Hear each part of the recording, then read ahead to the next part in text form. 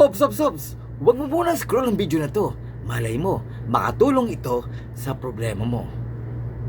Isang araw, probably mga 3 weeks ago, my friend spoke with me at sinabi niya na meron daw bagong technology at ito ay produkto ng Nano Pro Technology. At alam niyo ba kung ano yon? Ito ngayong sinusuot ko. Tingnan nyo, Nano Pro Tech. Sabi ko, ano naman magagawa niyan, kaibigan? Sa mata ko, samantalang napakarami kong isinusuot na iba't ibang mga salamin na merong iba't ibang mga grado depende sa problema ko.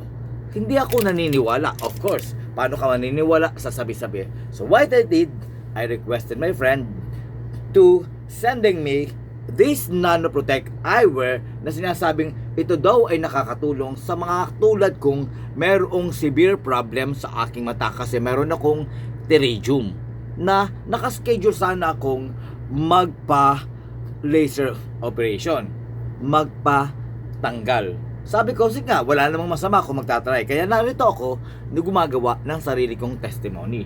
Alam nyo mga kaibigan, itong Nano Protect na to ay na-receive ko lamang last Friday mula sa aming pastor kasi sa kanya ipinadala. Okay? Mula sa aking kaibigan din, ka-churchmate namin na si Kuya Rejoy. Shoutout sa iyo Kuya Rejoy. Ipinadala ito. Ito daw yung mayroong 4,000 negative ions na makakatulong sa aking sitwasyon o problema sa aking mata. Isipin nyo mga kamaestro, napakaraming salamin ang aking ginagamit, iba't ibang grado kasi nga pataas ng pataas ang grado ng aking mata. At ito yung pinaka-recent, no? Na pinagawa ko lang last April nung nagbakasyon ako sa Pilipinas at may kamahalan din. Nasa almost 25,000 ito sa pera natin. So, sa madaling salita, without further ado, sabihin ko na sa inyo mga kamestro, sinuot ko lang ng Sabado. Okay, nung una, sabi ko bakit ganoon? Parang nahihilo ko, yan, parang may dizziness, parang may sleepiness. Yung pala, initial reaction lang yun kasi parang pakiramdam ko, nag-a-adjust ang aking mata. Nag-a-adjust. Wala tong grade, of course. Meron akong progressive na salamin sa bahaging ito. Kailangan dito ako tumingin para makita ko yung mga farsighted. Dito naman, para naman sa UV rays, no? Radiation ng computer or PC, at dito naman sa reading. So talagang ako yung nahihirapan tumingin sa salamin nito kasi kailangan dito at dito para lang ma-enjoy ko kung ano meron dito sa progressive na salamin na ito. At ito nga pala ay isa pang klase na salamin na transition na pagdating sa sikat ng araw, automatic siyang nagiging parang shades. Same thing nito. So ipapakita ko na lamang po sa comment section kung ano-ano ang mayroon dito. Basta ito ay a single unit na mayroong multiple functions. Bakit kaya? Alamin natin sa mga testimony ng iba pa na mga kasamahan ko sa trabaho na ginawan ko natin ng strengths. Maiba tayo.